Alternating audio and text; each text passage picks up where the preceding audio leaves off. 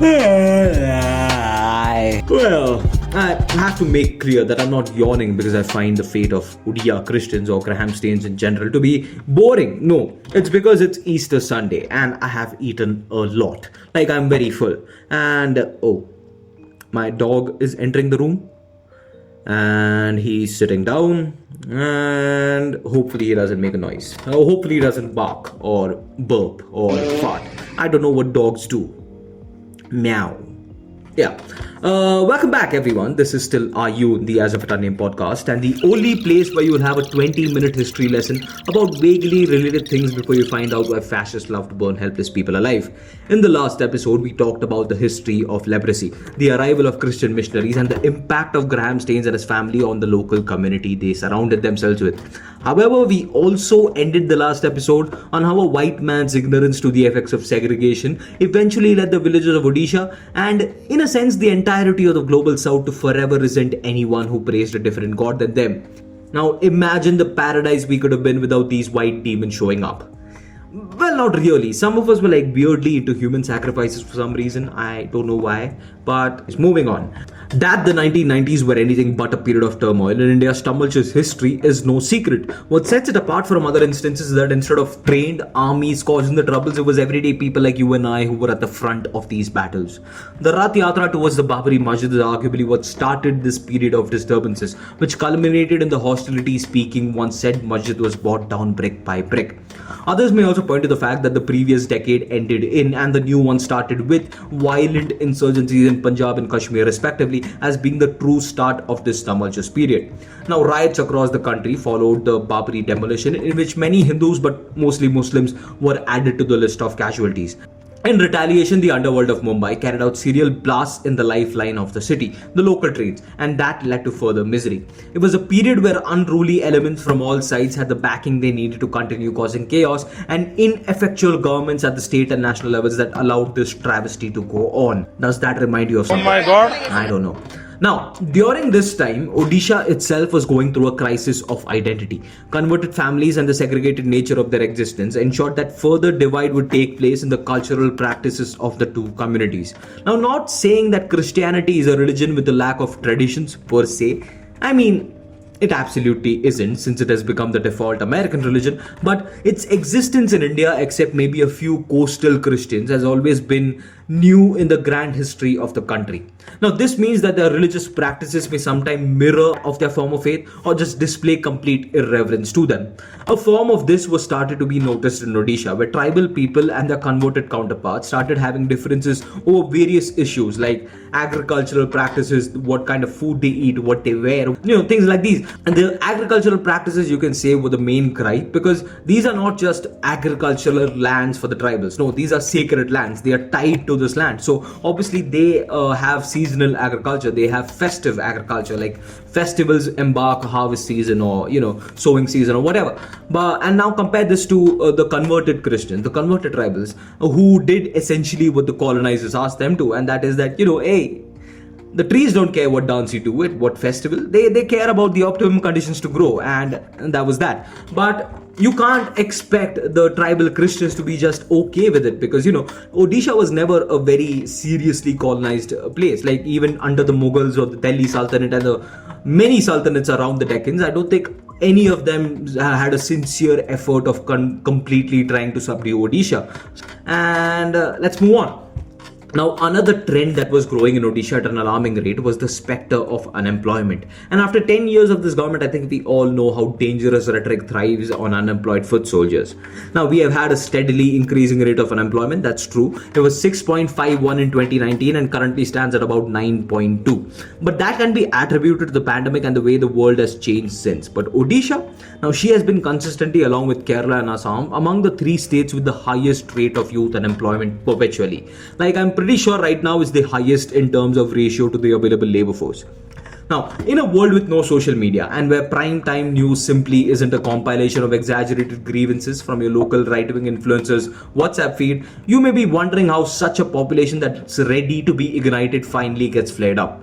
The answer is door-to-door xenophobia campaigns. Now, unless you are completely clueless, the last 10 years have shown how deeply ingrained the Sangh Parivar and its offshoot organizations are in Indian society. Now, except for the RSS, which engages in education, outreach, and other social programs, while obviously having a whole list of problematic aspects riddled in their entire history, most of these organizations are solely focused on the goal of making India more Hindu. How do you do that? Violence. Now, this certainly didn't happen overnight. From the initial ban faced by the RSS after the death of Gandhi and their re-entry into the public sphere under the promise of never standing for elections, there could have been more concrete steps taken to eradicate these grassroots terrorist adjacent movements, but they weren't, and now we are here. One such organization is the Bajrang Dal. While early on in Modi's reign, they could have been piled up among the many ridiculous organizations that simply find a reason to boycott anything put on a screen, more recently they have been catching headlines for what they were originally known for: large gatherings inciting hate speech and intense videos of them chasing down supposed cow smugglers.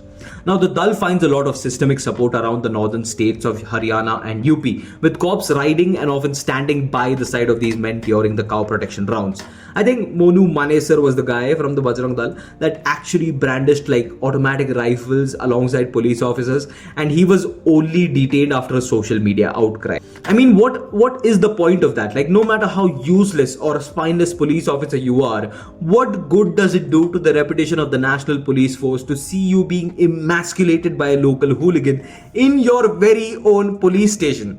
Like, there are hard-working cops trying to stop dangerous students plotting in university libraries, and even they have half the brains that the CCTV footage should not go, so they break the cameras. Although, like, they broke it after everything was caught on camera, so I don't know what I'm trying to say.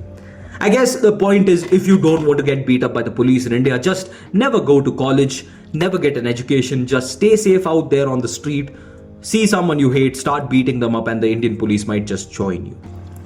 Coming back to Odisha, the massive unemployment rates in the state, along with the growing segregation among communities, made it fertile ground for such activities to flourish. The Bajrang Dal held meetings across the villages in Odisha, fear-mongering about the imminent destruction of Hinduism in the state and how it was up to the youth to prevent that. The man who led this charge was 36-year-old named Tara Singh. Born Ravindra Kumar Pal, Singh was originally from Uttar Pradesh, born to a family of 5 siblings. After graduating with an arts degree, Singh briefly tried his luck at finding employment in Delhi, and when that failed, he shifted to Odisha, finding employment as a Hindi teacher. Singh had always been heavily involved in various activities of the Sangh Parivar, although he was not a member of any political party.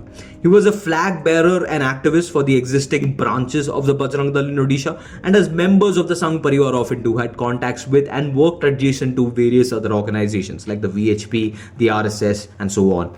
He is also said to have campaigned for the BJP during the 1991 elections, which tracks. However, like all good Sangh-fluencers, his true claim to fame was simply outright murder.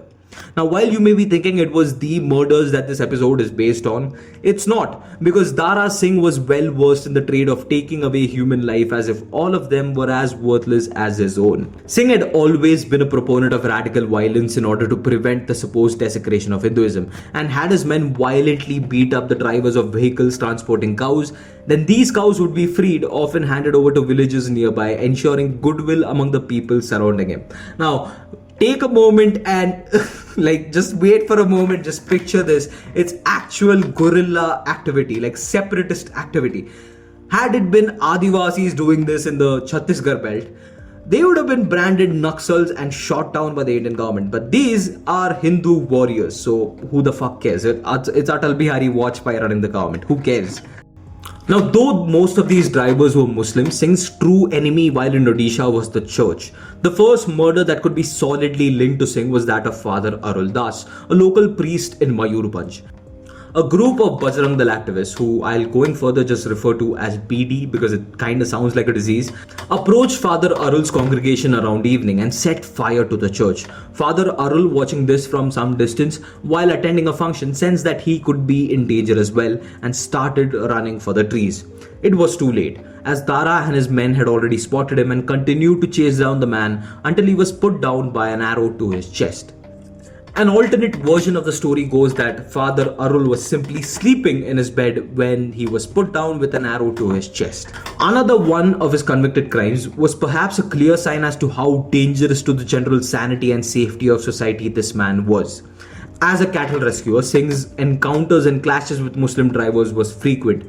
His most heinous act, however, seemed to be completely unprovoked. To emphasize how bad the law and order situation was in the country, while on the run for the Staines family murder, Dara Singh and his group of goons approached a Muslim trader, 30-year-old Sheikh Rahman, on Raksha Bandhan Day 1999. The goons surrounded this man before they began to trash him, vandalize his shop, and then set fire to it. What followed was an act of brutality that has been consistently repeated among violent Hindu extremist circles. Rahman had his hand chopped off, and as he lay bleeding, a handful of the goons picked him up and threw him into the fire. Unable to pick himself up, Rahman lied there screaming in agony as Singh and his goons looked on. Now, how can you hear that and categorize these organizations as anything but terrorists is beyond me. So that was what Dara Singh and his men were up to while they were on the run. But most of you listening to this know, and this is India, and 10 of us perishing in the most gruesome, horrific way imaginable would not be something that causes the authorities to bat an eye. But one white person suffers that fate. Now you are public enemy number one. Dara and his gang of dangerous idiots had already committed the most unforgivable crime in the eyes of the Indian government. Not Devo Bhavaving your Atithis hard enough. But that will be for part 2 because I want to end this here. If I keep continuing, it will be a half-hour second part, and I don't want that. I don't think you can handle that. I don't think anyone can handle my voice for more than half an hour. So I won't do that to you. I will see you soon because I'm continuing to record this. So, bye, I guess.